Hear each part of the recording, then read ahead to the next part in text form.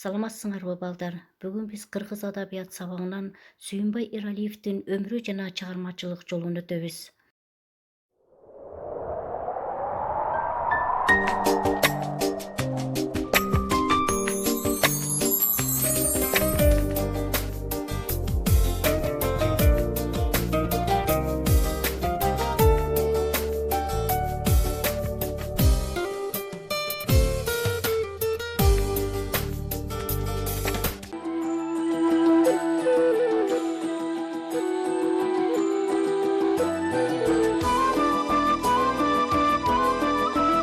Былтыркы көргөн кишимди быйыл да көрдүм.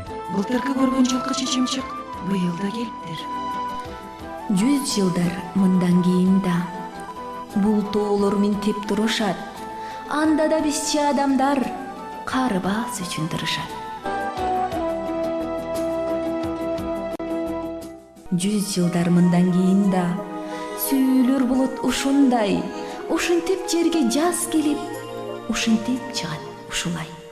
Серийитип сезимдин канаттарын, сүйчү залия дарактарын. 100 жылдар мындан кийин да дарактар жерге ыргала, шуудурап турат ушинтип. Биз жокпуз, аттың бир гана.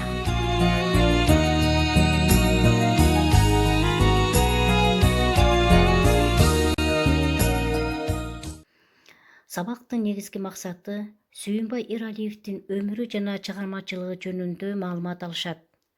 Сүйүнбай Эралиев жаратылыш жандуу акын экендигин, жаратылышка кайрылбаган, аны менен журулушпаган акын болбосун, бирок Сүйүнбай бул жагынан өзгөчө бөлүнүп турарын, акындын жаратылыш дүйнөсүнө бир отоло журулуп кеткенин анализдешет жана талдашат. Кайдыгерликке жол бербей, жаратылыштын көздүн карагендей сактоого, бирин-бирин урматтоого калыптанышат. Кыргыз Республикасынын эл акыны Сүйүнбай Эралиев 1921 жылы Талас районунун Үчемчек кыштагында туулган. Айылдык мектепте окуган. Окуткан мугалими балдарды көнүктүрүү максатында ыр сыяктантып сөздөрдү уйкаштырып жаздырууга көп көңүл бөлгөндүктөн Сүйүнбайдын поэзияга болгон тубасашыгын ойготууга азыр көптөр себепчи болгон.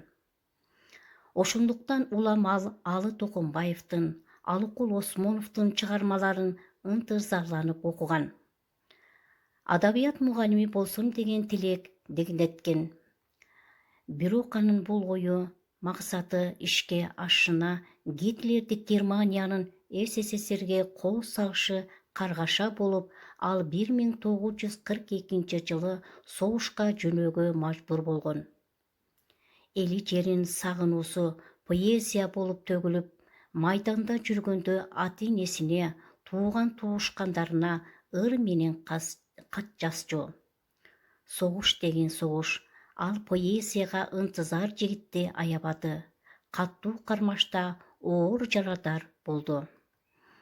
Өлүм менен өмүрдүн чегинде 6 ай жатты. 23 жашында инвалид болгон.